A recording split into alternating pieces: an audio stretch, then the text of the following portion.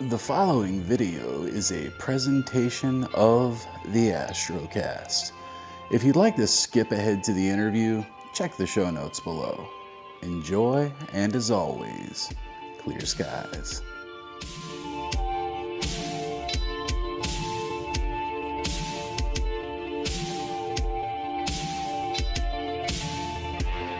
But anyway, I'm in the minivan. And if any of y'all ever wondered why on earth, why, Rue, why would you not fly? I don't know if you can see all that, but this is before I pick up Parish. There is a lot of stuff in here. So, I guess first thing I want to say is thank you to my wife. Me and her have never been apart for 10 days. And it was really, really hard to say goodbye to her this morning. I don't know too many women out there that would not only be okay with their husband leaving for 10 days to drive to the middle of nowhere without them. I certainly don't know any that would encourage it. And I don't mean that like, get out of here, I don't want to see you for a couple of weeks. But she knows how important this is to me. She knows that this is like a once-in-a-lifetime opportunity for me because I've never seen skies like these before. So thank you, Jess. From the bottom of my heart, thank you for being an awesome partner. All I can say is you're definitely coming with me next time. I know you don't want to go to the middle of nowhere to look at stars, but I might have to force you next time. So I really can't thank her enough. So I'll give you a tour of the van in a little while, but I need to get some miles down because I'm running way behind schedule. Clear skies. I'm in the Great Smoky Mountains, as you can see. It's beautiful up here. I'm in Maggie Valley is the name of the area that I'm in currently. Nice weather. I think I've got about 100 and some odd miles down so far. I'm a couple hours in. Sun's up. Talked to my wife for a little while. Feeling good. Haven't heard from Parish yet, but I did get a message from him saying, thank goodness we got the minivan because he's got a lot of gear too. And my current Tennessee! On my desktop. We're in Tennessee! First fill up over here at Buc-ee's. Buc-ee's is crazy, man. If y'all ain't ever been to one, I've been several times now up and down the East Coast because they're all over the East Coast now. But there's like literally 100 gas pumps in either direction. And yet somehow it still takes a while to find one. Don't ask me how that works. I think I'm around the Gatlinburg or Pigeon Forge area. I had my first honker give me a honk and a thumbs up. They saw the Bortle one or bust on the back and actually knew what it meant, presumably. So that was pretty cool. Let me turn around here because I want to find a tripod. Let's see if we can find one. This place is a madhouse.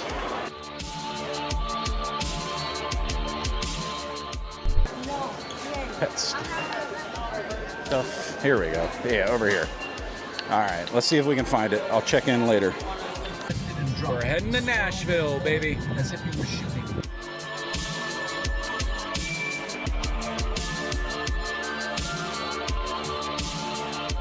There could be no light in the canal under the city. There's Nashville. It brightens steadily, just the same. Nashville, Tennessee. It was beginning to have serious. This is pretty cool. They got music notes on the sidewalk. Tennessee, you know, country music. I think I hear, who is that singing? That's Willie. Had to stop at Buc-ee's, get gas, and check this out. They had a much better window marker than what I was able to procure back in Charlotte. So we've already had a couple of honks. And yeah, that's the QR code to the Spotify, obviously.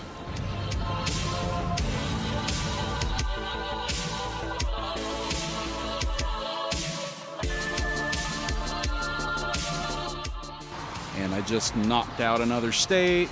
Tennessee is done. We are on to Kentucky. 2 states down, I think 4 or 5 to go. Let me lock this. Here's the deal. I just got into Kentucky, and Parish is gonna be in Kansas City around, I think around 6 or 7. So he'll get there comfortably early and can relax and everything.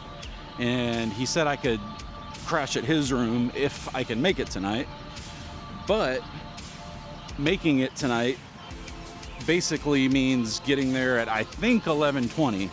But it might be 10:20 because I'm going to be in a different time zone, so I'm not really sure. Check this out. I love when you come to these rest stops because there's always like a million house sparrows. Sometimes it's grackles, sometimes it's house sparrows, but there's always a ton of little birds. And I love hearing them. I'm sure you can hear them. They're everywhere.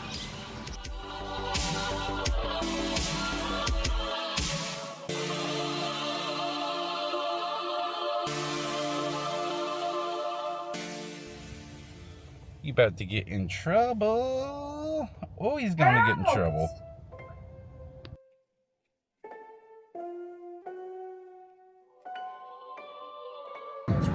There's something you don't see every day. You see the parachuting guy? I don't know if you can see that or not, but there is indeed a dude coming down in a parachute right towards the highway. It might be a fan flyer. I think that's what it is, a fan. Yep, that's a fan. That's cool. It's a parachute fan man.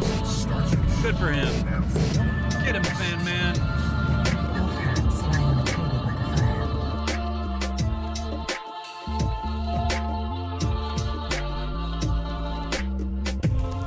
Alright, sorry, I was aiming the camera so I can hopefully get a shot of the arch as I'm crossing over the Mississippi here in a moment. Oh my god, there it is. There it is, babe. I see it. So I am officially in St. Louis. What is this saying? Exit 3B. Do I need to? Oh yeah, 3B, Kansas City. That's me. Hang on. I didn't get to stop and take a picture, but maybe on the way home I will. Mississippi River. And it's the Stan Something Memorial Bridge. 0.9 miles. Takes 70 west to Kansas City. Wow, the Mississippi River. Wow. Wow. I can't believe you have this much energy. I'm like... A few moments later.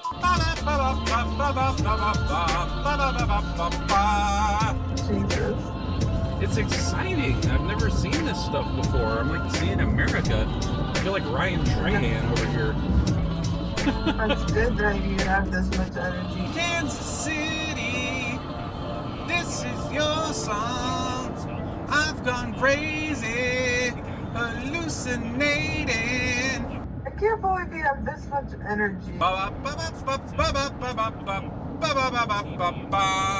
This much energy. I'm like...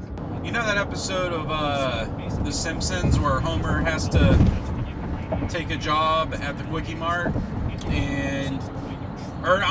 James Cook takes a job at the Quickie Mart, and he's studying some of the old security tapes, and one time Apu had to work a shift for like 96 hours straight, and he says by the end of it he thought he was a hummingbird of some kind, and you see him going through one.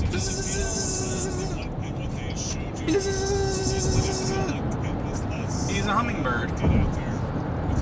That's me right now. I'm a hummingbird. A hummingbird heading for Kansas City.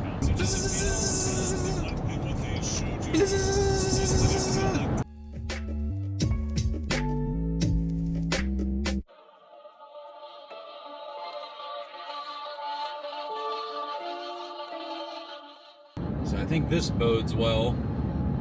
I don't know if you can see that or not. Let's wait till we get under this bridge, but I've been on 64 West for a couple hours now, and I've just been watching Venus and Jupiter the whole time. we did somehow end up making it that night. The next morning, me and Parish got on the road.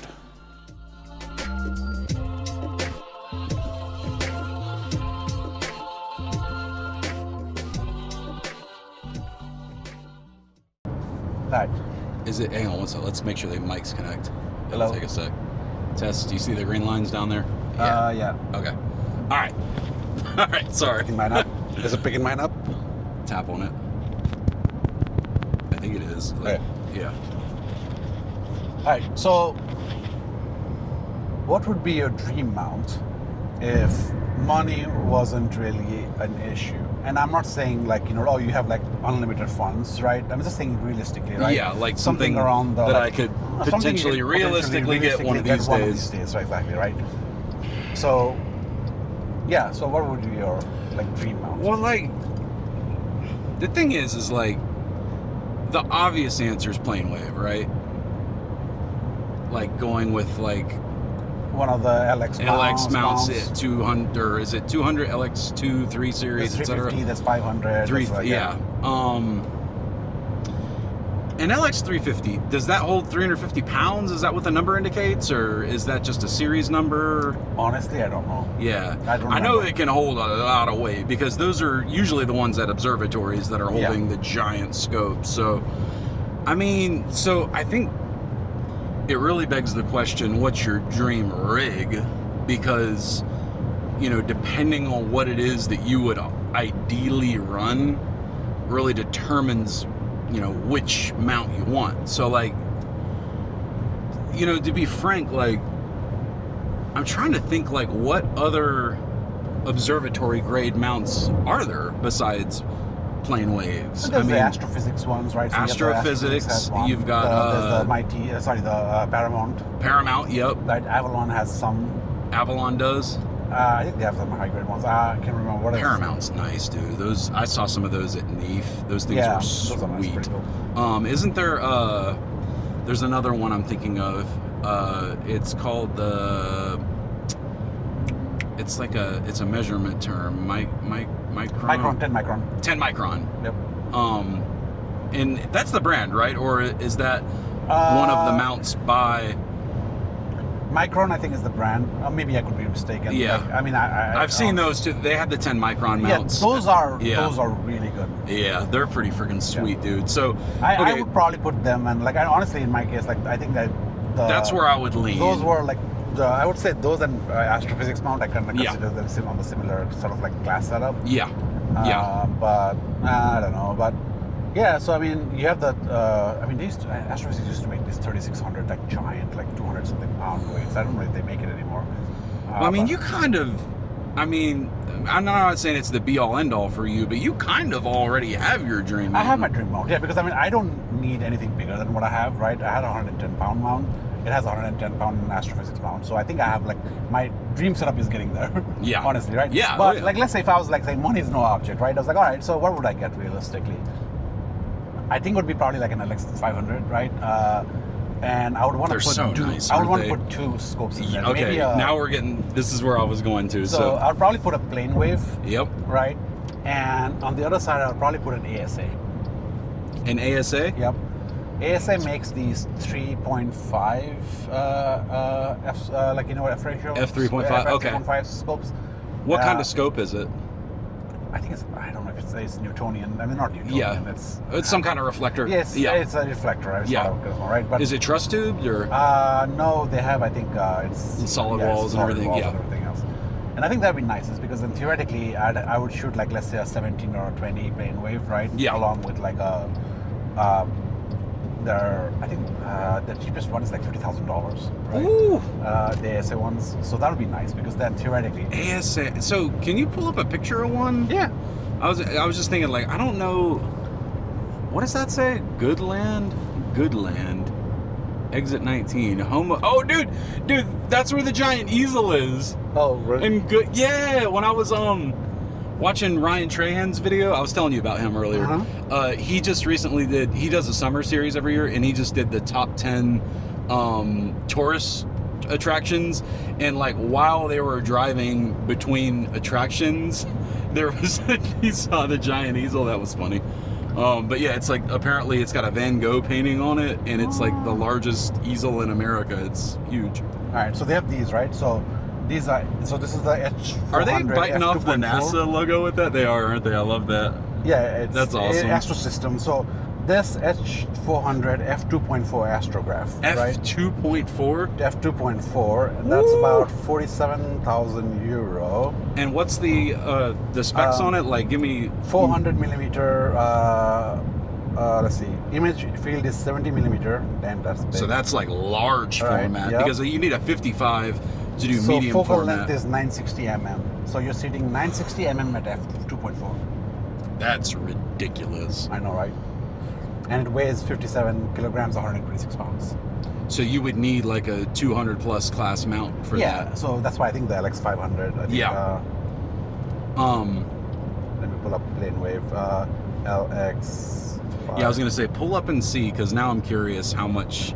Sorry, it's not PlaneWave- LX. It's the L500. L500. Yeah, I don't know. It was my fault. I said LX. LX. I always So think. the L500 is about $26,000, and this one 200 pounds of payload. So you probably want bigger. Yeah, you probably would in that case, wouldn't you? Because you're running both scopes, and that's before we even talk imaging trains. Yeah, but I mean, if I was limited to one, honestly, I would probably go with like the what do you call it, the L400, like the 400 one, right? With the, I mean, dude, you're shooting like what do you call it? You're shooting 960 mm at f2.4. Yeah. And then it'll probably be. At that point, you'd probably go Moravian cameras. Yep, Right. Moravians, and then you can order your filters from me and Rick and Jeff were talking about them. Custom They'll filters, right? give you It'll any wavelength you want, down to 1 nanometer, I believe You'd you want said. a medium format. I mean, like definitely I mean, medium. full frame is fine too. Full frame's honestly. fine, but medium format on these is so much different. Like it's a whole different animal. Medium format is, and it technically changes your f-stop ratio too. It does. So yeah, so something like that, right? With like let's say chroma filters, right? Yep. Or even like custom filters if you want to. But like I say, I would just go chroma, honestly. I mean, of course you would at that cost. Like, yeah, you're going chroma 20 all the way. millimeter full frame Moravian camera. I mean, you could probably go FLI, but FLI is mostly CCD if I'm not mistaken, right? But I would say Moravian full frame with the chroma filters, with the ASA 400 telescope on a LX mount. But I mean, honestly, like at that point, like you could even get like a what do you call it, a GT, what do you call it, next level up from Astro-Physics one. Yeah, that has like yeah. a 220 pound. Because the telescope itself is like 126 pounds, so if you get like a 200 pound telescope. Well, you're getting outside of consumer grade at that point, right? Because I mean, I know anybody can call up, what's their new name? I always forget. Applied or it's PlaneWave. They have a PlaneWave, new, but what? Yeah, it's Observe Space. That's it. Anybody can call them up and order L200, 350, or 500. Like if you're willing to write the check or swipe the card, they'll sell it to you. Yeah. But like, is there a point where you get past like 200-ish pounds where like there's nothing available in the consumer grade? No, you can still find, like, I mean, PlaneWave makes like what do you call it? Even $1 million amount, you can actually still buy it. Okay, so PlaneWave does have a consumer grade, and like how heavy does it get? Can you get up to like really heavy? Really? Okay. Yeah. So like, I mean, I guess that makes sense if you think about it, because if you got like no worries about money and you're building your dream observatory, then I guess that makes sense. I mean, honestly, like for a realistic one, right? I mean, what is realistically available that I could potentially, let's say, in the future at some point when I'm retired, I could probably afford? Yeah. Right. I'm like, I mean, 1600, right? Astrophysics mount. Yep. Or like a GM200, GM for micron, right? 10 micron. I think the company is 10 micron. So 10 microns, like the G2000 or something like that, right? And that's also a 200-pound class mount. This version. I think so, because their 1000 is 110 pound. I think 2000 is like maybe 200 pounds. Yeah. I could be mistaken. Like I said, at that point, I'm not looking at those because I can't really afford it, so I don't really look at those. Yeah. I'll glance at it. I was like, it'll be nice to stare at it once in a time, but they have the, I think, GSS 1 1,000 and 2,000 or whatever, right? Uh-huh. So I think they probably have higher seats. I don't know for sure, right? I like when I was doing research on getting my dream mount. Yeah. Astro-Physics was at the top. 10 micron was neck to neck. Oh, really? It was right behind it. It was right behind it. Yeah, The 10 reason- micron's been the one that I've always drilled over. The reason I went with Astrophysics, and more so than anything else, right? Again, you wouldn't lose out either way. The reason I went with Astrophysics is, again, the headquarters is in Chicago, Yeah. right? 10 micron, I think, is European, Yes, they are. right? So I was like, well, if I need support, and again, they have both companies have amazing support.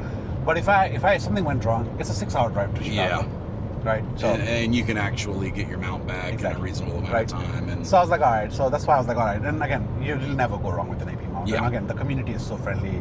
If you do, I mean, even if you don't have a mount, I think you can just join their groups.io, right? Yeah, you told me they have really awesome groups. Amazing resources out there for mounts and everything else, right? So, but yeah, I mean, honestly, I would say if I was going in that class, like an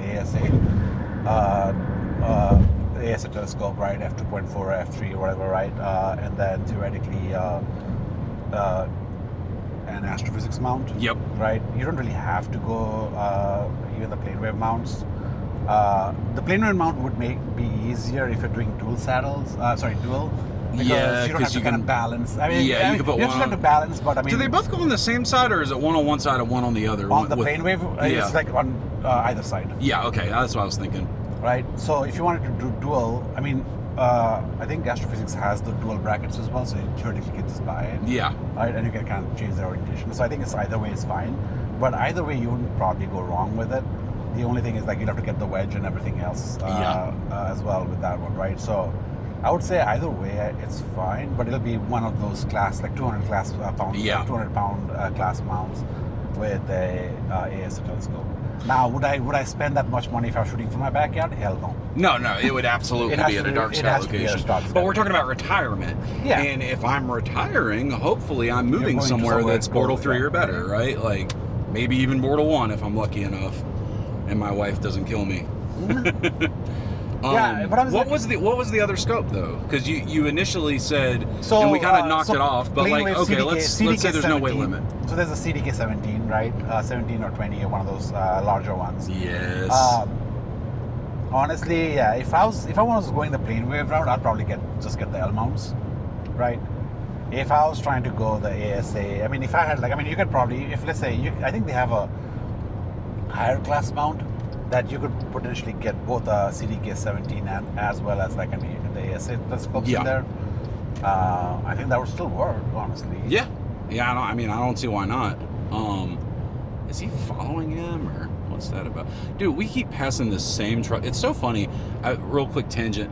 I've noticed in Kansas that you pass the same people over and over and over again. Like they pass you, then you pass them, and then you go to a rest stop and they get ahead of you again. Like, because I've seen that sandstorm at like 5 different locations so far. So. But yeah, it's like so. But I mean, dude, so the reason I kind of like, okay, you know what? We were talking about this before as well, right? Like mount is the most important thing in your, like one of the most important things in your thing, right? So we always said like mount is probably like half the budget or whatever, right? What is it in this situation? Is it half the budget still? Because you said how much was it? Yeah, I guess so, right? Yeah. I mean, yeah. Because you're talking like 50, 60,000, something like that. Yeah, in that case, I mean, like honestly, like I mean, once you get past like $15,000, $16,000, I think, like I mean, yeah, I think you're hitting the. We're drawing the dream hotels as 6-year-olds with all the floors. Yeah, right. So I mean, honestly, like I said, right, like in my scenario, right, my dream scope, right, not even going that far, right. My dream setup is like I don't think would I spend like let's say almost like 60, 70K on a telescope anytime soon? Probably not. Yeah. Because like I said, I was like, would I love to get an ASA? I was like, yeah. Oh, of course. But like is that really a realistic thing to do at this time? That I would probably do. Like I mean, unless I hit the jackpot and everything else, that's a whole different story, right? But I mean, I would probably build like multiple different systems with that kind of money rather than just having one system. Right? Absolutely. And again, I'm not trying to do scientific work, and it's just for my own use, like for my own purpose, right? So if that's the case, like the way I kind of looked at it was like, well, I have the 1100 GTO, right? I was planning on adding encoders at some point, right? I think it's $6,000 to get the encoders, right? Uh-huh. They'll test you order from them. They'll test Yeah. it out on their mounts. They'll send it over with instructions, and you can self-install it. But again, you can still use it without the encoders, right? So that's fine. Yeah. The But I goal mean, was to put in like a. well, here's the thing though. Like, if you, I'm just thinking out loud here. If you had that set up and you were running 2 OTAs on it, I think you would want to have the encoders, because think about it like this. Think about like guiding, syncing everything up, and I'm just thinking syncing up the scopes plus auto guiding plus a gigantic rig. Wouldn't you want to do the have the encoders and do the sky discovery that you were talking about earlier? I mean, yeah, it'll help. But how much more would it honestly, add on to the end of the price, though? The encoders is like $6,000. So, I mean, So, it's not in much. the grand scheme, not that much. I mean, if I was, like I said, so that's the thing, right? The dream scope would be like me adding encoders. Yeah. Right? So then theoretically I have this mount, and then the dream, the encoders, right? And then for the telescope, we were kind of chatting about like, so there's 3 ways I was wanting to go. So there's a GSO 14-inch Truss tube RCT. Mm-hmm. There's the PlaneWave CDK 12 or 14. Yep. Right? 12, right? In this case, it would be 12. And then the Edge 14. The EdgeHD 14. Right, Yep. EdgeHD 14. So EdgeHD 14 is about 8,000, right? The GSO RCT would be around, I think it's like what, like 6, 7? I think you Right. said 6 or 7. Yeah, right. And then the Edge, the PlaneWave would be around like 12. Yeah. But again, with the PlaneWave, you have to get other stuff, and that See, the problem with PlaneWave is the accessories, right? Yeah. Like we were talking about, accessories are so expensive, and you kind of have to get the. because the main thing is you want to get the rotator. Right? Yeah. Oh, well, you have to. So you Field have to get the rotation, rotator, yeah. but the problem is that's one of the reasons why I went with the Moonlight WR35. Yeah. Because the Moonlight WR35 actually works with the PlaneWave CDK 12.5. So I was like, all right, I want it to kind of be. Then you have that for Right. future So compatibility. yeah, and then it actually works with the GSO, the Truss as well, right? So I was like, all right, I don't know if it works with the EdgeHD, because I know that Moonlight actually makes specific focusers for the SCTs. Mm-hmm. Right? Yep. They have a light one version as well, and I think they have one that's I don't know if the light is what the thinner profile that they use for SCTs. Yeah. Because I know for sure I can't use my WR35 with the Edge 11 or even the Edge Yeah. 8, right? Especially Edge 8. Edge 8, I was like, honestly, there's a part of me that regrets buying the Edge 8. I should have just sprung, I should have just sprung for a 9.5. I totally get that. Right? Or even an 11, right? Yeah, Like, 11. I mean, like, I should have just basically sprung for this. The problem is, like, Edge HD8 is in a weird category where the reducer basically, your image circle is affected by the user reducer. Yeah. Right? So it comes down from, I think it's like what, like 50 millimeters, I no, think? No, not even or- 50. It's like 30, like 27 or 28. Okay, so it's like just at full frame, basically. Not even with, that. Like, oh, it's really? like APS-C size. Oh, okay. Right? Oh, yeah. I'm thinking. Sorry, I'm. But the thinking- problem is, like, yeah. so you have 108. I think it was like 108. I think, right? 100 and some plus backspace. Uh-huh. Right. With the other ones, you actually get a little bit more. I think with the Yeah. 11 is that you get, I think, 100 and something, right? So. And that's super important with an SCT yeah. because yeah. And plus, you want, like, I mean, especially with SCT, right? I mean, mirror flop, right? So because you're basically moving your primary up and down, Yep. right? So the problem is you can probably experience mirror flops and stuff like that. So you kind of want to lock down your primary if you can, and Yeah. then basically to use like an internal focuser to kind of focus, right? Yep. So. And I it was like, changes yeah, your focal yeah, length, too, Yeah, and so I was like, especially- at one point, so I was like, I got the HD8, and I love the telescope. It's a very good telescope and yeah. everything else. But after a while, I was like kicking myself, and like, I should have just gotten the 9. It will be $1,000 more, but Yeah. honestly, it would have probably been worth it, is because it would make sense, at least for me, to kind of go that route, is because Yeah. then I could theoretically use a lot more accessories and everything else, right? But yeah, even with the EdgeHD8 right now, like I have the Celestron SC, the OAG, and Uh-huh. then everything else works. It works just fine. How is that Celestron OAG? Is it nice? Honestly, Because yeah, it is nice. pricey It compared is to nice. others. It is But nice. yeah, okay, it looks super nice online. But the profile is huge. Though. Yeah. So the reason I ask is because I'm going to be start messing with my C8 soon again, that Chris gave me, and I bought the SV Boney OAG, or no, I'm sorry, ZWO OAG, SB Boney just came out with an OAG that looks really promising, actually. But I bought the ZWO one, and it's the regular sized one. And when I first went to set the scope up last fall, I had a lot of issues. And looking back on it, I think it was mostly user error. Because after I figured out how to put an OAG into Stellarium and where you can actually see the field of view of the OAG, I was like, oh, I was seeing the stars that I should have been seeing. Because like I was, honestly, I guess it didn't occur to me that you would have such a small field of view with an OAG. I mean, it should have, considering how small the prisms are. So that was where my issue is, right? Because I mean, so my system, like my image trend right now is the 2600 mono, right? I got the filter wheel basically screwed into the camera. Yep. Right, and I have an OAG after the filter wheel. And then that basically accounts for 55 millimeter. You put your OAG after the filter wheel? No, so it's OAG filter wheel camera. Okay, yeah. Right? That's what I was thinking. So then I've kind of really messed around with it setting, and I got it perfect, right? Yeah. So, and it's 55 millimeters. Yeah. Right? That's just exact, right? Just like that, 55, yeah. It works with every system. And then after using, so initially I started using that, and when I started to use my EdgeHD, I started running into issues of getting stars in my images, right? Yes. Because again, I'm using the reducer.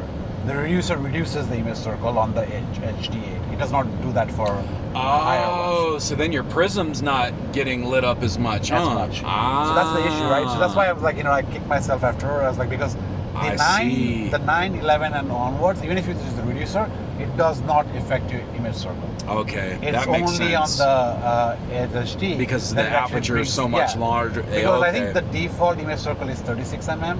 Yeah. After using the reducer, I think it brings it down to like 28 or something like that. Yeah. Okay. That's very reasonable. So it could be like, but I know it reduces it, right? And so that's why I was like, okay, you know what? I could still see stars, but you're not seeing all that stars. You're only seeing very like towards like the edge or like top of the screen or the bottom of it. You're seeing like a number of stars, and you can still guide that way, and that's fine. And I was like, okay, you know what? Is this a problem with this? Like, let me try an Celestron OAG, right? So I ended up buying a Celestron. What guide camera were you using? The 174 mini. The 170. Okay. Yeah, that is the one you want to use. Well, so here's the thing, though. I've heard 220 works. Dude, well, 120. I found a guy on cloudy nights who was using a 120 successfully with a C8. Honestly, I think it's. I mean, either. And when I plug it into the Stellarium, it looks like it should work. Like, and that's why I'm like, huh?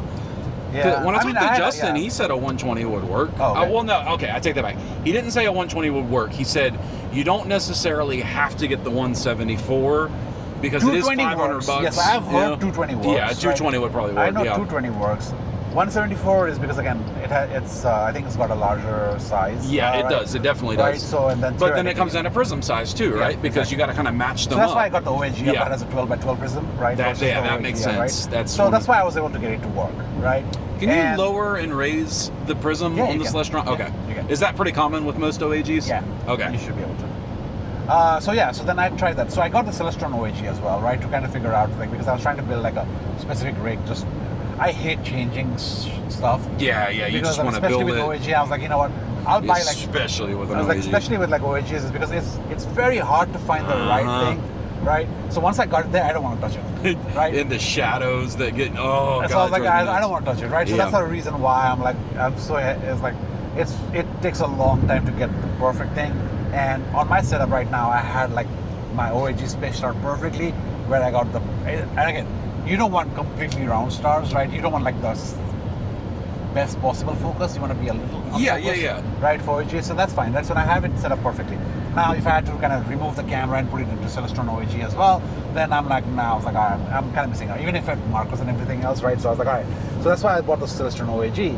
But I ended up using it once or twice. But I think I was like, because it was working with my OAGL, I was like, yeah, it's fine. I'll just end up using that. Yeah. Right? So now I have Celestron. Is that the ZWO OAGL? Yeah, those. Okay. Yeah. Right. So it was working fine. So I ended up using it. But again, later on, I was like, you know what? Let me try without the OAGL. What if I just use a guide scope, right? So I got my Z61. Okay. Right. I was like, well, my mount can handle 110 pounds. I'm fine, right? So I put I mounted my Z61 with the 120 Oh, I love that. right? And I was like, okay, so now you're looking at what 360, what do you call it? 360 focal length, right? Yep. So for like a 1400 focal length, this one, so I think we're fine. So I was like, okay, let's use my Astrophysics mount. I was able to guide fine. Really? Yeah. Did you experience any issues with what are they? It's not mirror flop. They call it like well, maybe it is mirror flop, but like it's specifically when you use a guide scope instead of an OAG. There is a word for it. Differential fraction. And it's. I think it's when both aren't lined up perfectly, and it's seeing like a different group of stars up here than it would down here. Any issues with that, or were you able to line them up honestly, good enough? I mean, I don't know. Like, I don't know if it's a mount issue. Yeah. But I've been. Then again, you got that mount, and that mount probably does a lot of the heavy lifting, huh? So I was like, I was able to kind of use that as well. Like, actually, there was a couple of times where I actually forgot to turn on guiding, and I just shot pictures as well. And even with the Astrophysics mount, I was doing like 5-minute exposures, not a single star trail. Oh, I love like, it. well, I was like, well, do I really need to guide? Even with the 49mm, which is interesting. It's because again, I polar aligned and balanced perfectly, right? So everything was like level, like straight level. I have an electronic leveler as well, so it's like 0-degree level, right? And then it was like I think the polar alignment was 0.01 or whatever, right? It was as best you can get it. 3D balanced, so I didn't have to worry. So I was like, all right.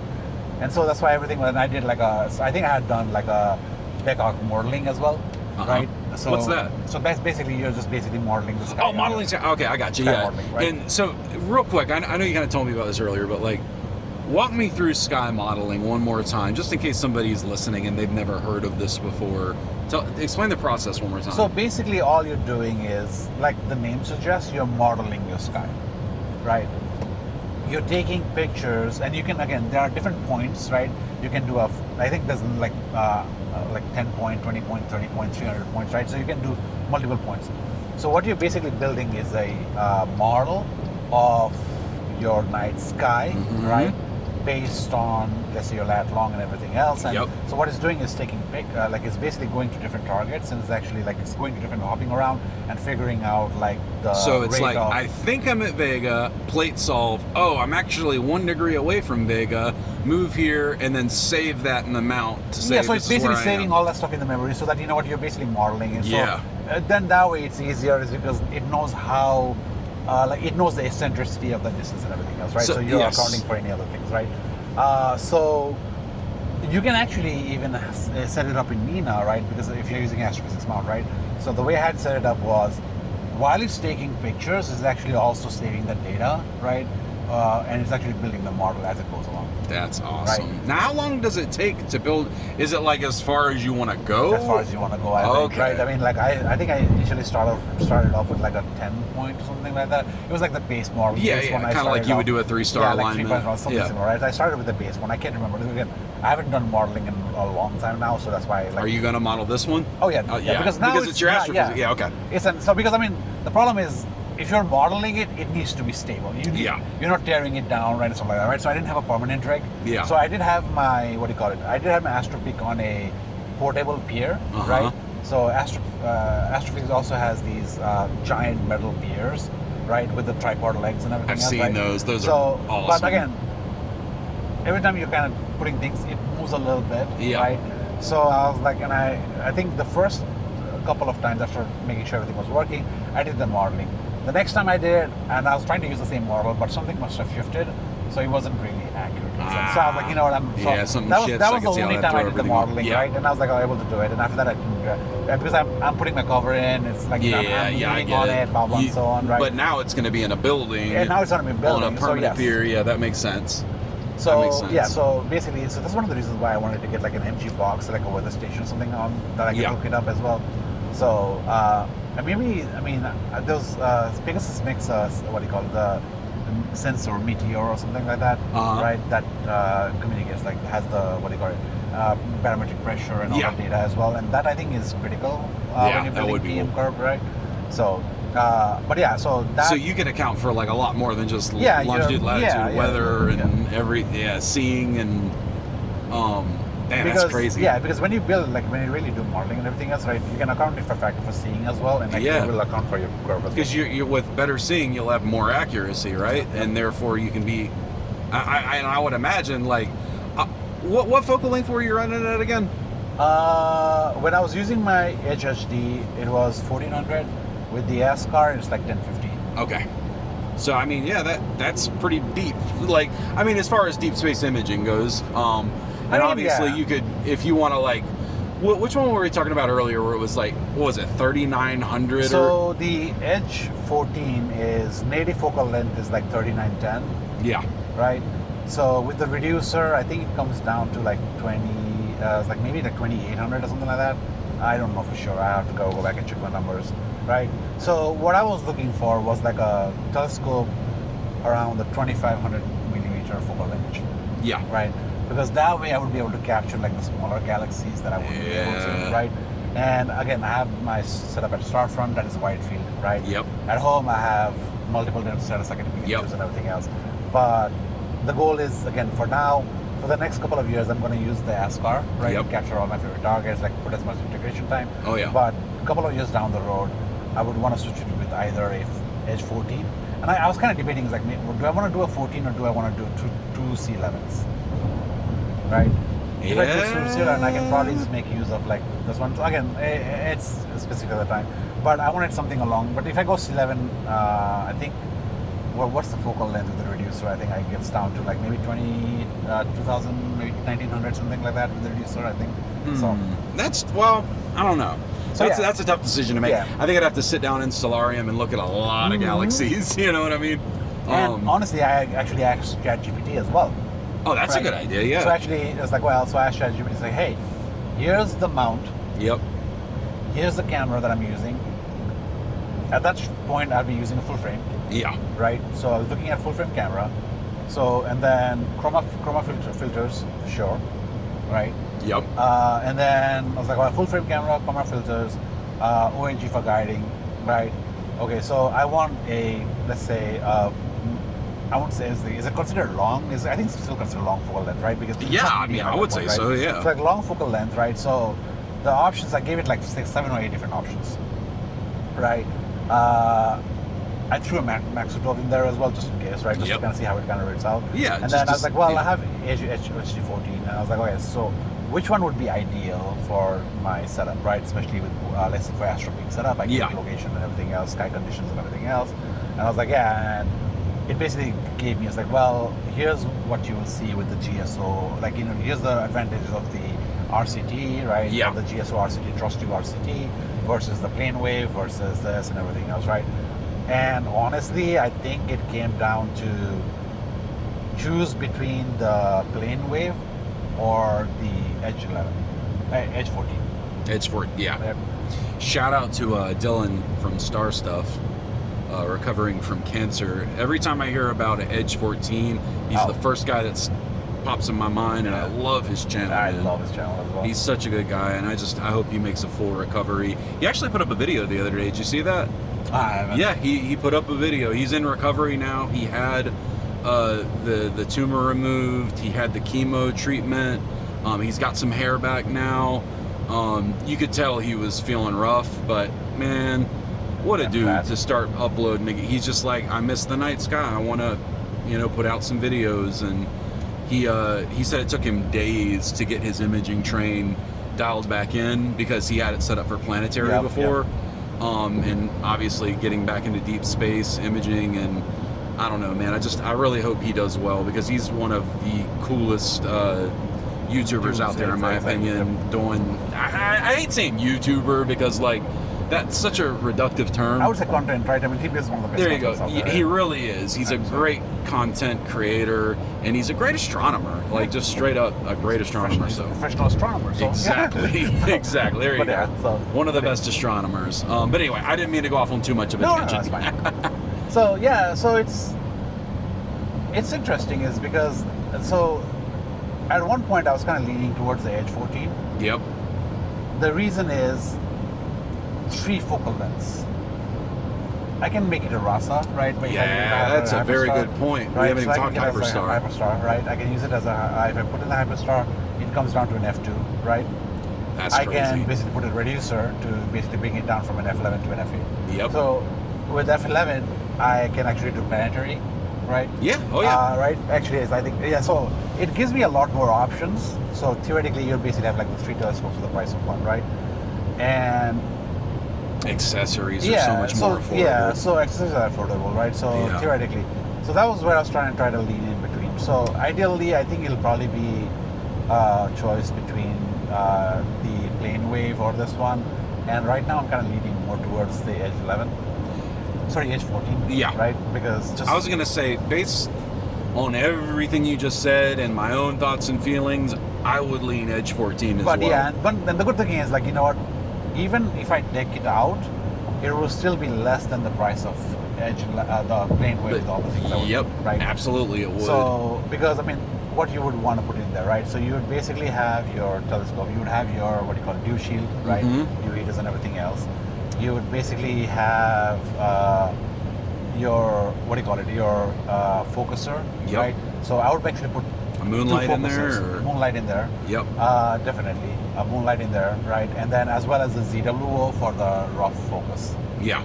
Yeah. Right. So, I mean, honestly, like once you rough focus it, like you'll basically kind of lock it down, and you only need it for once.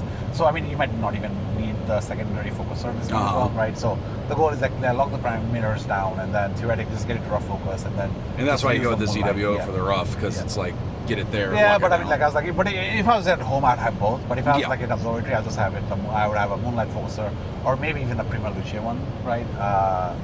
Those would be fine. Yeah, and I mean, here's the thing. With the Edge 14, you can do stuff like the Prima Luce, which, like, otherwise you probably wouldn't on, like, a regular, like, refractor or whatever. You're like, man, that's pretty expensive for this refractor. But then when you put a PlaneWave up against an Edge 14, all of a sudden, every consumer-grade accessory is like, okay, this is affordable compared to the PlaneWave, right? I mean, honestly, I would say, like, you know what? A lot of the telescopes, focuser is always, like, I would say, what do you call it? The most problem. I'm not problematic. Hey, pull the camera it's down. Like pull the camera down real quick. This one? Yeah. Pull it down? Let's pause for just a moment. Sorry, I think a cop just got behind me. Just turn the recording off for now. Sorry, it was a false alarm. No. So I was like, Edge 14 would be nice because I would want to be able to kind of take Planetary at some point as well, right? So that'll give me enough. The 13, I mean, like 39 is like, I mean, there's like 2800 millimeter is more than enough for what I need. Oh, dude, yeah. I mean, absolutely. And like, just imagine, like, if you throw a Barlow on, like the Planetary stuff you could do would be unreal. Would you even need a Barlow though with that focal? Yeah, I guess so, right? You still want to use a Barlow on Planetary, or? You would want to, but you would want to test like what the theoretical limit of yeah, because you're getting near the edge of physics at that point, aren't you? Yeah. I mean, like even with mine, I think, like even with the EdgeHD right now, I mean, I've seen people like use larger Barlows, but I think what would be ideal for my pixel scale and everything else would be like a 2x Barlow. I don't want to use anything more than definitely a 2x. Yeah, I wouldn't go higher. So again, if you guys are interested, like if anybody's interested, like so, if you go to High Point Scientific, they actually have articles about choosing the right Barlow for your right pixels. Oh, really? Yeah. Okay, because I mean, it does throw in a new monkey wrench, right? Yeah, because you're not just saying, oh, I'm using this camera with this Barlow. Like I can throw a 5x Barlow with this camera. You can't do that because there's maximum focal lengths that you can. Yeah, there's like some maximum useful magnification, I believe is what they call it. So there's other stuff in there that you have to kind of calculate as well, right? So I didn't know High Point had articles on that, but that's cool. High Point actually does a lot of articles on like a lot of topics, which is always interesting. Go figure. I had no idea. I'll have to look. They have like sections for like how to choose the right guide scope, right? How to choose. So there's like for everything. So that's why like their articles are very well written. And I've seen some of their videos and they're really well done too. So yeah, that makes sense. So yeah, I was looking at this and I was kind of like doing my maths as well. There's a formula for calculating like which one, like how much of a magnification, like what Barlow should be using as well, right? So I think mine comes down to like 2x. I could probably go 3A as well, but I would probably won't be able to go more than that. I think 2 would be what I would be using. Yeah. If I was going to do this way, right? So especially with my EdgeHD and with the cameras that I have. Is adding a Barlow, is that like physical binning in a way? Does that make sense? Because when you bin, you combine 2 pixels into 1, right? Or is it 4 pixels? No, you're basically just increasing the magnification, right? Yeah. You're just increasing the focal length. You're just making larger pixels when you bin, right? No. I've never binned before. I'm like trying to Because I've heard bin people is just say. basically taking like, so you're taking the surrounding pixels and combining it into a single pixel. Okay, so you're Right. making larger pictures from smaller Small pixels. pixels, exactly. But does it change your actual focal length or effective focal length when you bend? I don't think it does. Like I don't really bend, so I don't really know. Yeah, I don't know The only either, to time be I've bend is like when I was doing guiding. Yeah, I've heard it There can are be times useful where in it's like, situations with guiding. I was like, yeah, especially with, that's why I've actually been on guiding, but I don't really bend. I was like, Okay. I would shoot everything on one-on-one, so. I've never had a camera where someone's been like, "Oh, dude, you got to try that in bend mode 2 or whatever." I was like, and- I leave it at one. Like I don't think I mean, like I have multiple different cameras, so I have like an APS-C and all. So I think depending on what I want shooting, I'll just change the cameras instead, right? So, but yeah, I've never experimented. The only time I've been is like with my for guiding. I've kind of sometimes gone to like 2x bending just Yeah. right. So, but yeah, so that'll be interesting. Yeah. So, But okay, so yeah, so I was trying to. So the focusers are mostly always the weak point in the telescope, right? Now again, unless you're going like an astrophysics telescope, which honestly I would love to get, right? Because their telescopes are like so beautiful, right? They really it's are. like They're works of art, they're man. works of art, Yeah, man. truly. Like, I mean, Roland does an amazing job. Like Yeah. he has, like I mean, and they're very well priced too, right? Honestly, for the telescope, they're expensive, right? I mean, but yeah, but they're very well priced. well, they're a good value, is how It is, I it like is, to it say. is. So, But yeah, it's impossible to get your hands on one, is because I think I called is there a them one. waiting list Oh, or there's a like? waiting list, Yeah, that makes sense. They have one. I think I don't know if I remember calling it. They were like, yeah, they don't even have a waiting list for that one, because I don't know if the waiting list is already like full It's up just or like, whatever there. But if I you know, remember, you like know, I remember, kinda. like I think there was one person that said in the forum they waited like 10 years or 12 years to get one of the telescopes. Jeez. And I don't know if they were, I was like, they're playing the truth and everything else, but I was like, yeah. Do they ever show up on the secondhand market, or do people tend to hold on to those if they get them? Astrophysics? I've seen some Starfires every Yeah. once in a while come in. Yeah, they do show up. Okay. Man, oh man, that would be nice. That would be very nice. I So was like, I think, like, you know what, it was funny is, right when, I think it was like, do you remember when I was looking for a flat field for you? I was like, I sent you the flat field. Yep. Right around the time, somebody had posted something on Cloudy Nights for an Astrophysics mount, right? The 1100, the go-to-market mount. Yeah. A GTO mount, right? So they had GTO mount in there, and they were like, oh, they're selling it for like 5,000 or something like that. And I was like, dude, I want to get it so bad. They were like, yeah, this was used by an observatory or something like that, or club or something like that. And he got it. He was like, yeah, I'm selling it for $5K. And I'm like, oh, you know what? And I was like, you know I what? think I remember. I was like, maybe should I just get it? You I was start like, I mean, honestly, I was like, trying to, like, I mean, Yeah. 5K is a very good, decent price, and I was I like, oh, I mean- get it. And then later on, like, I logged back in like an hour later, and I was looking at it because I started thinking about it, would I actually get it or not? And I was like, I logged back later in, and the price jumped up to like 7K or 8K. because Somebody the- messaged him and said, "You're nuts, no, dude." No, somebody messaged him and said because the version that he has actually has encoders. Oh, so you're even crazier. Yeah. Yeah, man. So I was like, Oh. oh man. I was like, Dude, could you imagine if you had gotten that for the 5K? encoders, like, dude, like, with because with the encoders and encoders. everything else, like, dude. Man, But oh man. that was the same thing I had when I got my Astrophysics mount as well. Yeah.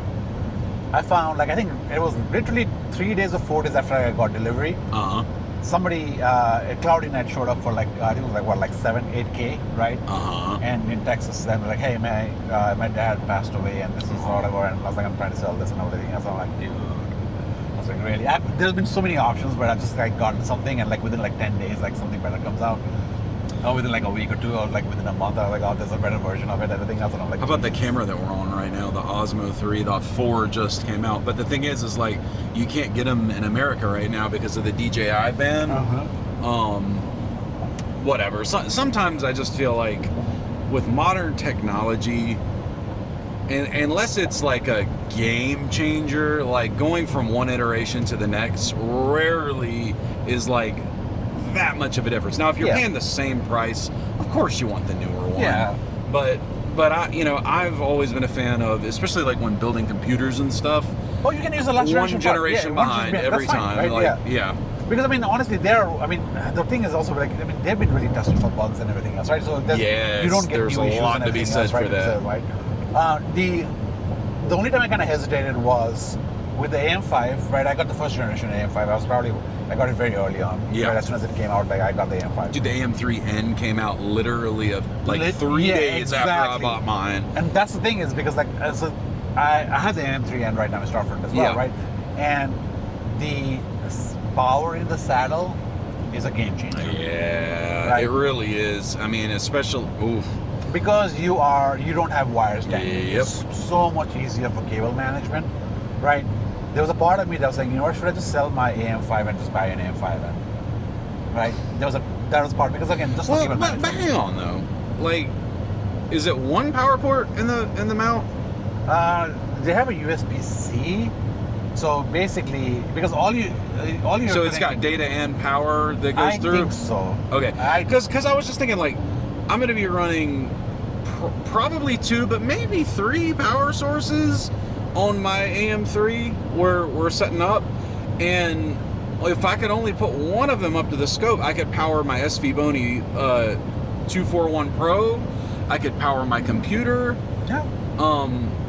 One of the 2, so I would still need to have a cable going up, right? I mean, probably not, because I mean, your mount is because your saddle that's controlling your mount, right? So theoretically, all you would have is a power to the mount. Oh yeah, I could put the computer below. You're right. Okay. Because that's the way I was kind of looking at it. Was like, because so I was thinking of initially getting like a wheeling PC. Yeah. But honestly, the melee works just fine, right? So I decided to go with that, right? Yeah. I already have it set up, and I was like, I don't want to reinstall everything. Blah, blah, yeah. So I was like, you know what? Screw this. Let's just go it. Later on, maybe I might change my mind. Yeah. But for now, I was like, I love mine. My little mini PC's great. It's a Ace Magic, which is like some brand on Amazon or whatever. But I mean, so I did put another. So it came with 16 gigs of RAM on one SODIMM stick. So it's not dual channel, but I don't need dual channel. I'm literally just running Nina. It can handle it. But it came with a 256 gig SSD, and then I had another 256 laying around. So 512 gigabytes of SSD storage should be more than enough. It's more than enough. So yeah, especially considering just APS-C 60 megabytes per frame. So if you go back to how are you connecting all your ports, right? So the way I have it is, so I have the UPS, right? Yep. So I bought a UPS from Amazon. It's like I think one of the CyberPower or the APC ones. I got an APC. It's like 1,000. I think it's like 1,000 VA. Yep. Right? And then so from there, it'll be a CASA that I'm connecting. Yep. Right.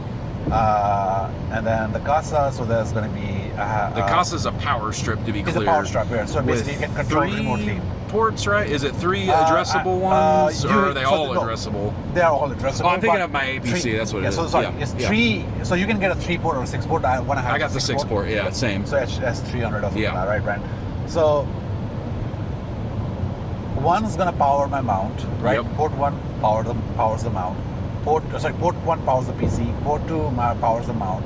The port 3 powers the power box, the Ultimate, the Pegasus Ultimate that I have, and then 4 powers the switch, the 5-port Ethernet switch. Ah, yeah, the Ethernet switch. I'll also have that too, because I also got and I did end up getting a managed switch, by the way. Oh, okay. Because I think you guys both said like it I would mean, managed. I got it non-managed, honestly, but it doesn't really matter. I mean, I was thinking like I'm not going to be doing any network managing. I'm just going to be going Tailscale or whatever they use directly in. So all right. So then theoretically, so then on the cable side, on top I have my ASCAR 151. Do you run your PC on top? No. So you do run it below? I'll run it below. Okay. And let me ask this, is that strictly because you have the mount power and data? Like if you didn't have power and data on the mount head itself, would if I was trying to really I would say because I mean, the thing is, because it's an observatory, right, I can put a 6-port switch, but if I was limited to just like 1 power switch or 2 power switch, then I'd probably just mount. I'll probably use the Pegasus, the Ultimate to actually even power my PC as well, right? Yeah. But honestly, you might as well use the power, I agree. It gives me more control. And even honestly, even if I use even if I powered it from the Pegasus, because the Ultimate has individually controllable, you can individually control each port and switch, each port and thing, I should be fine with it. But I was like, you know what, might as well just kind of power it separately out, so I can control it separately. Here's a question about the CASA specifically. If there's let's say you weren't using a UPS, or you were using a UPS, but it eventually died. When the power comes back on, are the ports on by default on the CASA, or are they off by default? And is that something that you can change? Like when the actual power comes on, will power to all of those ports turn on automatically? Do you know? I don't know. I haven't tried it. That's a good question, isn't it? Because like think about the life cycle of a power outage. If I've got a UPS that can do, I think it's like 23 minutes or something at 100 watts, so like way more than I'll need. I to be clear, I'm just doing the mount, not the PC, because all I want to do. It's in whatever state you have it in, is because we've had outage in power in SFRO as well at times. Okay. And let's say it was on and power went out. Yeah. It came back on. It'll turn back on. Okay, good. That's good to know. Because it would suck if it was off and then like you couldn't get on the CASA to turn it on.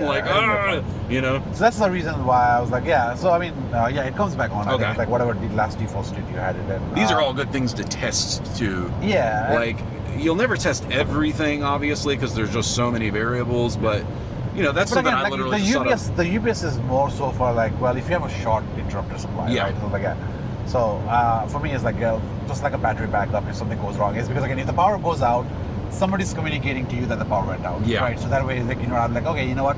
Hey, power went out. Like I have half an hour to go in and shut my system down. And so here's something.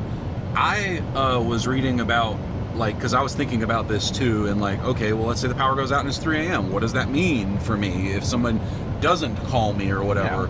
Yeah. Supposedly, with the APC UPSs.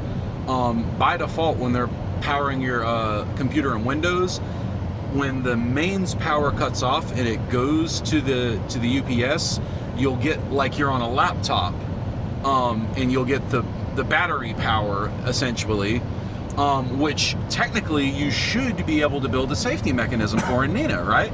If you go to battery power, then send mount home. I mean, right? With some of these, we're going safe. Yeah, so some of these, what do you call it? You can actually hook it up to your PC. So I think there's some mechanisms to connect. Yeah, and I saw that as well. Mine's got a USB port on as well. So you can. So there are probably ways around it. Yeah. But honestly, for me, it's just like, well, they're like backup generators, right? So the UPS is only to kind of keep me going. That makes sense. Right? Do you know? Did Nathan say if he's got generators or not yet? I mean, I would guess so. I would hope they have it. Yeah, I mean, because if the power goes out and they can't close the roof, that's going to be bad. Exactly. Yeah. So Okay. they'd have to have backup generators for sure. Okay. Right? So backup generators, right? So the UPS is only meant to keep me like saying, hey, if the power went out immediately for the backup until the backup generators come back. Yeah. Right? So that's the only reason I'm having it. That makes So sense. so CASA. So on the top of the mount, so you have basically my SCAR 151, and then the flat panel on it, the DST flat panel. Right? Yep. Again, game changer. Like, dude, that thing is so much cheap. Yeah. So I was like, all right. So I have the DST flat panel. And then I have my... It really is nice, isn't it? That thing is so much. Thank you, by the way, for finding me the one on cloudy nights. That thing makes as soon as I got it for the ASCAR, I'm like, because initially when I had it in SFRO, right, I had placed the order in, but I think the lead time was long. So for the first month, I basically shot sky flats, and sky flats can be a challenge. Very challenging, dude, because the light changes so quickly. Exactly. So I was like, all right. So and then honestly, like I said, you don't have to take flats. sky flats. You don't want to take flats every single night. I mean, you don't really have to. But you don't want to. But I would say, because again, you're also trying to get dust mode, so you never know that the dust mode. Oh yeah, dust can blow in there in the middle of the night. Exactly, right. So I was like, so by default, I always take flats every single session. Yeah. Right. And I was like, I took sky flats a couple of times. And I'm like, you know what? So as soon as I think for the birds, right? Yeah. So as soon as the DST flat panel came in, they were already installed. I'm like, now it's part of an automation cycle, right? I don't have to wait on specific times and everything else. Yes, right? It's when it goes home now at the end of the target night. schedule. Are you doing them before or after? After. Okay, yeah, that's what I was thinking. I'm pretty sure I have mine set to do the same. So literally, basically, so here's the thing, right? I take it at the end of each session. Yeah. So if I wanted to say, let's say thing blew off at the end of the night or whatever, right? And next day flat will catch it. Yeah. It was before the previous day flat. Yeah. Right. So I think I'm kind of safe in that scenario. So basically, and again, it's built into target scheduler, right? So if it only shot with 2 filters, right, it'll take only the flat locations. Yeah. Right. So again, I'm using biases. So is the target scheduler that we have built out, like the one that Justin helped us with, Will it automatically take both filters flats? Yes. Sweet. There is a- Because I was wondering yeah. about that. So I don't know if it is setting. I have to go back and check. Right. I might need you to look at mine yeah. with me. We don't have to do it this weekend Yeah. or anything, but at some point. I think Because it seems like it's an natural option you wood. need to turn on. I think or Yeah. something like that, right? But I don't remember. I have to Oh go yeah, back because and you got check. to put the offsets in, is what it is, I believe. So then theoretically it's like, yeah, so if, like, let's say right now, right, so yesterday, the day before yesterday, I shot SH2, the Swin, right? Yeah. It only shot with Etch and, so it shot with Etch and some O, right? So then basically at the end of the day, when everything was done, imaging was done, it basically just shot two flats for Etch and O, right? So Yeah. that's fine. I don't want to take everything. I mean, you can take everything other ones if you wanted to as well, but I mean, it's automatic within the routine, so it's fine. I don't have to babysit. That's the biggest thing about going target scheduler was I don't have to babysit the system, right? Yeah, it's And nice. everything else built into it. It'll keep taking pictures. Honestly, I still love like just logging in every other day or whatever. I'm totally going to do that, man. Right. And then go into your imaging tab. You can still go to your live info tab in Nina. You can still turn on live stacking in Nina if you want, I noticed. I mean, Yeah. you can still do a lot. There's a lot while of fun things you can actually do in there as well, right? So it's nice to play around with it. Yeah, of course. But again, like the whole point is automation, right? It's like, Yes. well, here's what I target. Like, just keep shooting this, right? Yes. And I don't want to kind of babysit everything else. I'll check. I I'll log into my don't system. want to have to touch anything And for I'll a log week in, and honestly, come back to yeah. 5 days of data. I'll you know, log into my system as well because again, of course. Even the nightly summary will show Nightly you. summaries, Yeah, the dope, nightly summary man. will I got tell that you. working too. Yeah. Yep. So it actually sends it to my Discord as well. So I actually need to kind of send it to a push over. I actually kind of as it's been sending it to the way I kind of had it was like it sends it. That's to my smart for Discord. I like right? that. So I was like, but Discord sends an HTML file and it sends you Yep. like a summary as Yep. well. I've The seen problem it. is the summary does not show you next. You actually have to open the HTML file. Yeah. The problem is opening an HTML file with a Discord on a phone is not easy. Yeah, I could see that. We will say which app to open it in. For some reason, it does not allow me to select an app. I don't know. I have to kind of play around with it. But it'll say, well, I download it, and it doesn't give me an option of which app I want to use to kind of open HTML, right? So, but anyway, so that's why I like, you know what? I'll check like if from time to time and everything else, and it's like, okay, what is shooting today? What is shooting tomorrow? Yeah. And so on. So yeah. So I think in most cases, again, it's been fun, right? So like I said, it's been shooting RAW. I said I basically put in, I can't remember what's assignment, but it's like 10 hours. So it's a 2-panel mosaic on RAW, right? So 2-panel mosaic on RAW, 10 hours on each RGB filters for each panel, right? So technically you're looking at 10 hours of red, green, and blue, right? Each on panel 1 and 10 hours, right? So that's like going to be like 30, 60 hours right there. And then about 20, how many I was looking at? Like maybe 40 or 50 hours on the luminance. Oh, wow. Right? So, actually, you know what? How far along is it?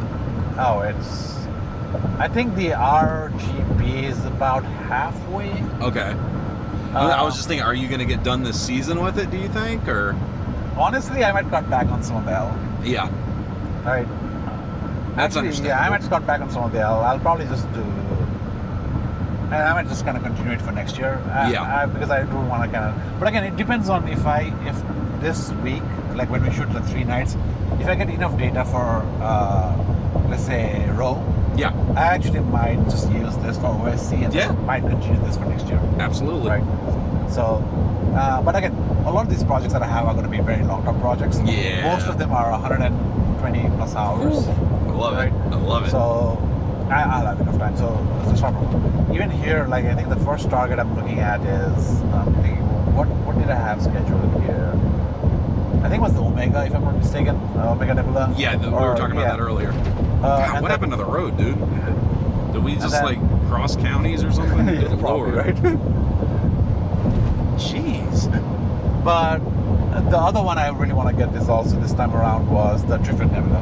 Yeah, Trifid, right by Lagoon. Yep. Yeah. And I did take a Trifid with my ES127 and then the... I was going to say, because I do have you got to be pretty deep, otherwise it's pretty much always going to be Lagoon and Trifid, you know, because they're right beside each other with like a... I mean, I remember with my 294 and my 80mm, I was able to get the Lagoon and Trifid together. So yeah, and I love That's the cool, Trifid as man. well. So I think it was like my icon for my profile for such a long time. Like I love that Trifid. You know, one of my favorite things about remote scheduler and everything. Setting up Nina this time around was just the file naming convention. Like customizing that to have every single little thing that I wanted on each image. Yep. That's so fun, dude. Because you can really like go wild with it and put in, like, obviously you want to be careful because you don't want it so long that when you hit details in Windows that you can't even read it on one line. But you can be very specific with it, and depending on how you do it, it can help your automation quite a bit later. So, which is a little departure as well from what I used to do, right? So the way I used to kind of like manage my file structure before, and I think we showed you in that one of the episodes, Yep. right? So the way I used to do it was I'd basically store data by dates. Yep. By dates. So here's, let's say, June 1st, here's June 2nd. Yep. And then I'd have the multiple, if I was shooting multiple targets, I'll have all the target. Yep. Right, then I'd have the lights, flats, and darks, everything else for it, right? So, dark flats and flats were opposite. Then here's the different targets and the lights and lights for the targets, right? And for a very long time, until I was using Target Scheduler, that's how I started using it, right? Yeah. And then I would also have, so every time once that was done, I would basically then copy that data, and I would also now store it by target, right? I would then say, okay, here's the M31 I'm keying. So here's that date, and here's the, the calibration as well as the lights, right? And I have it there with the keyword so that I can basically just import it, just dump it in and jump into PI, PI, and just kind of basically use a keyword to kind of organize everything, right? But now you're using two different copies, right? So now what I started to do was, instead of actually storing by dates, I store by targets, scope and target, right? So like, here's my setup, this is what I'm shooting with, right? And then and it's folders by target, so M31, M45, blah blah, and so on. And then within each of these, one would be like filters, so LR, GB, SSO, and then within each filter would be like dates. And say, here's, let's say, June 1st, here's the lights, here's the flats, blah blah. So that's how I've been now. I mean, it makes sense, especially if you're doing big projects. Like, you don't want to be going through, which date did I shoot row on again? And exactly. So then I was like, everything's organized properly, right? Yeah. So and again, it's all based on keywords as well. So now I can just go into Target and say, well, let's just, hey, row, right? I want to basically get panel 1 on row, right? Boom. Just select the folder. I just use the keyword for what I have my folder as, and then you're good to go, right? It organizes everything. I don't touch it, right? So, yeah, it's been interesting. So, do you think PixInsight could do a better job of automating some things within? Because I'm always kind of, like, don't get me wrong, I don't want to automate processing my images. Not interested in doing that. But, like, I wouldn't mind automating stacking images when I'm, like, not there. Like, say I want to, have an idea of what my current project looks like once a week, for it to automatically go grab the calibration frames and all of the light frames and then stack them in the middle of the night when I'm sleeping, and then when I wake up the next morning I've got a stacked fits file. That would be pretty cool, man. Like, I don't know. I mean, maybe I'm dreaming over here, but it seems like it would be doable. I mean, especially with all the LLMs and stuff. I mean, especially with scripting. I mean, honestly, you can just write your own scripts and kind of. That's true. Right? You can maybe do it like a script that would do that for you, couldn't you? And there could somebody who already have one, right? Yeah, right. I mean, Nina has a PixInsight plugin that I've never used. I don't know if there's something that is there, right? Yeah, I've seen that. I haven't used it, but I've seen it. I have no idea. So. But I mean, yeah, it is possible, I would say. Like, you can just automate it and say, well, let's stack it at the end of the night and just show me, give me Yeah. Kansas is indeed long. Because we're literally driving through straight through, like one edge to the other edge, Hey, you know what's weird? In my mind, Kansas was always past Colorado, even though I know it's not, but that's just how I think of it in my head. But, like, nope. It's just this whole area is just like a part of the country that I have not explored. I don't think I've ever driven through Kansas. Like, I haven't. I've gone to South Dakota, Nebraska. Did you see Mount Rushmore? That's cool. Was it cool? Yeah. Yeah. Because I think my friend my best friend, his girlfriend and I kind of went on a trip. So I don't know if we went to Mount Rushmore, and actually that was the goal, right? So I think it was like right around Independence Day as well, right? Oh, that's cool. We actually went there. So it was pretty fun. The one thing that my brother and I want to do, where we've been dying to kind of go, is to see the Devil's Tower. Oh, Because my brother and I are huge fans of Close Encounters of the Third Kind. So that's one of the things. Like I was like, okay, Where the aliens I land. really want to go and see that one day, right? That's funny. I was listening to Neil deGrasse Tyson's book on the way to see you, and he mentioned Devil's Tower. Is that like Take Me to Your Leader? Exactly. Yep. That was it. And they got the coordinates wrong because they didn't give East or West Coast or what. I can't remember what it was specifically, but that was like, yeah, that thing is like, I love that movie as well, right? Richard Dreyfuss, like, yeah. Dude, that was one of my favorite movies growing up. So It's a classic. And so but where is Devil's Tower? That's in the Northeast. Wyoming. Wyoming. Yeah, it's Wyoming. Yeah, you're right. So I mean, Montana is a place where I really want to go, right? Because I mean, Montana's supposed to be beautiful too. I really want to go there one day. Yeah. I was like, right. So my friends and I have been like thinking about like taking a trip and everything else. I was like, that'll be a nice long trip for us to take. And I really want to go with my brother as well. And I was saying, hey, let's plan. I think we'll probably go at one day. Like we'll just end up taking a nice long road trip.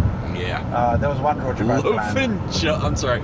Loaf and Jug. Loaf and Jug. No, it's not Loaf and Jug. It's Loaf and Jug. I don't know. Do you think it's a grocery store? Or? I believe so. Right? Loaf and Jug. I think of the Burton Gulp from The Simpsons. Anyway, sorry. I'm a child. Forgive me. No, it's fine. So no, I was like, we were trying to, Loaf and Jug. Yeah. Loaf and Jug. Loaf. So when are you thinking about doing it? So we planned a few times. It never really came into fruition. Yep. The one trip. So there's two trips that I have kind of planned.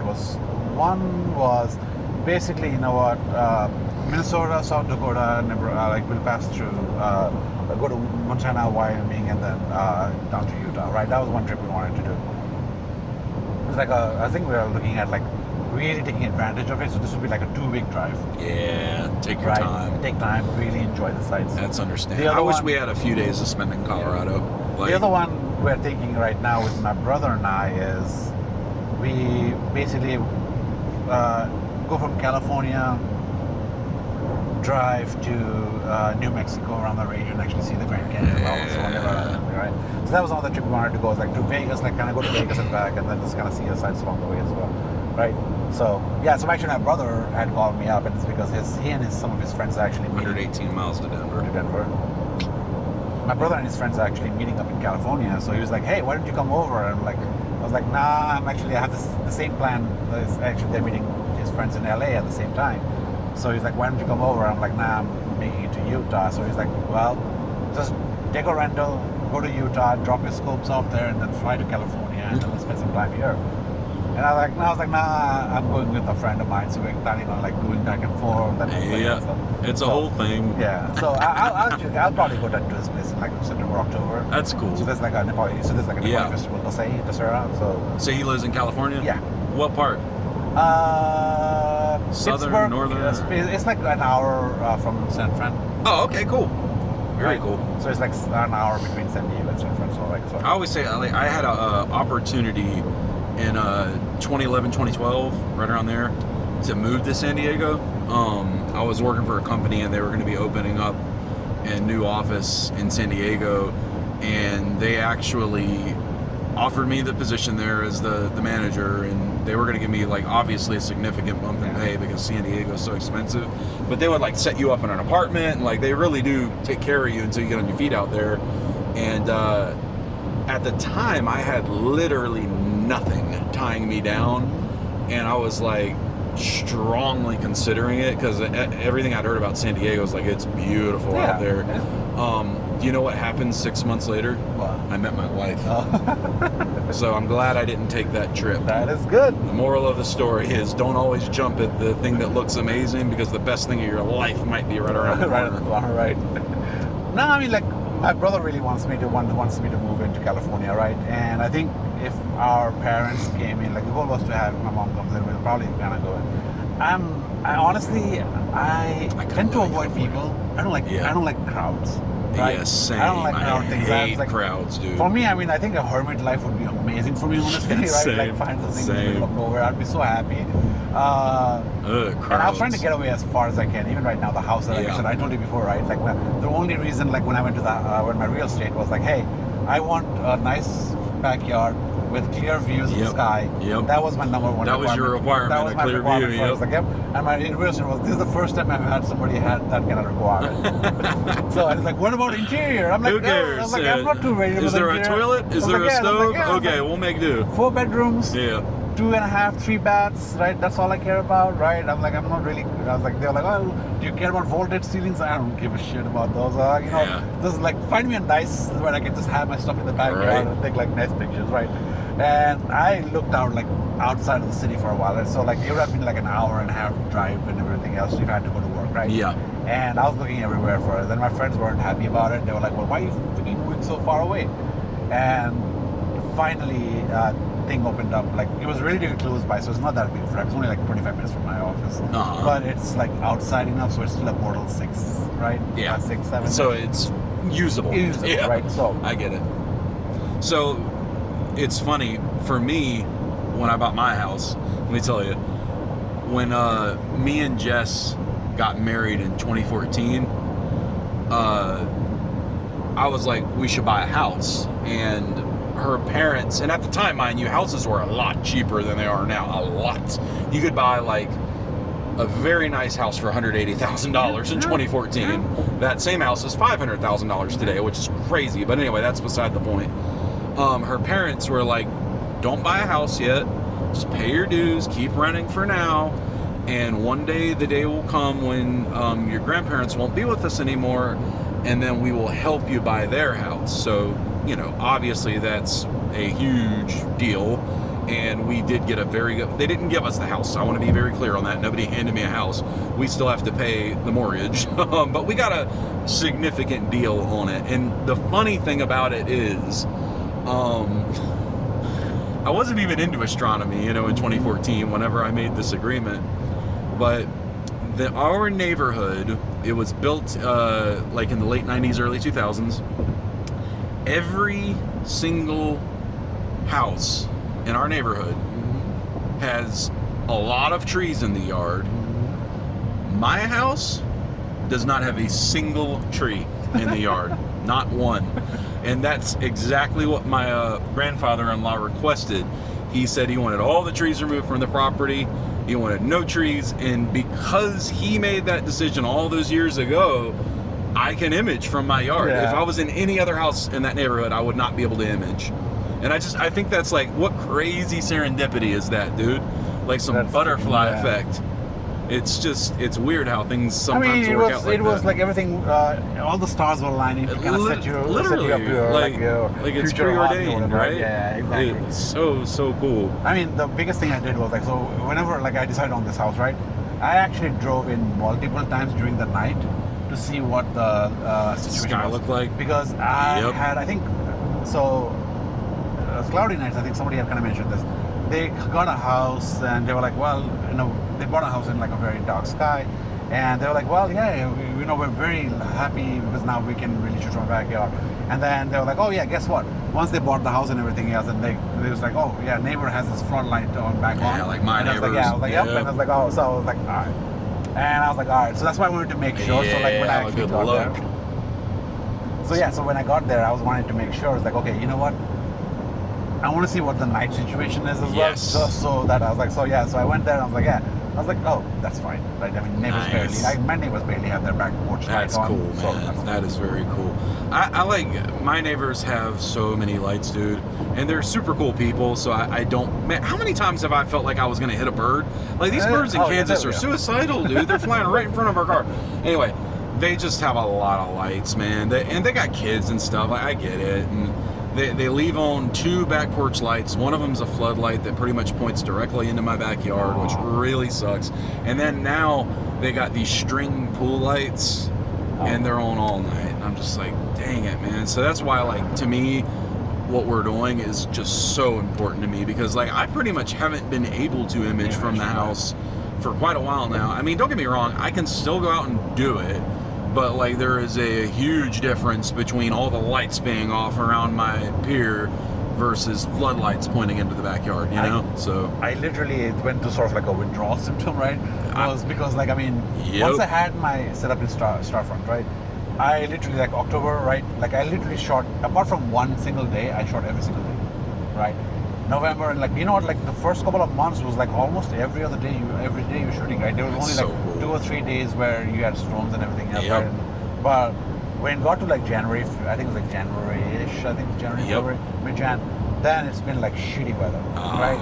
So for like a long time, and again, it finally got to a point where that's where my ASI started failing on me. So now I had like, okay, now I had to kind of switch systems. So I was like, all right, so another 2 weeks.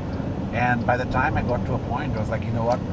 It felt like I hadn't imaged in months. Yeah. And I was really getting like, That's I was getting like, I was like the anxiety kind of hit me because I wasn't imaging from my home because my weather was here was crap, and then even wasn't imaging even from Stratford, and I was like literally like feeling like anxious, like dude. I totally get that, man. That I mean, that's where I've been lately because like I've made like on a random Friday night, I'll tell Jess, I'm like, baby, I have to go to the observatory, and she's like, just go, it's fine. Because like I just haven't seen a dark sky in weeks, you know, and like, ugh, that stinks, you know. It's not fun. It's not fun when you can't see the sky. Where are you going? I'm going to this rest area, and we are going to take a quick break, and we will be right back. You're listening to the Astrocast.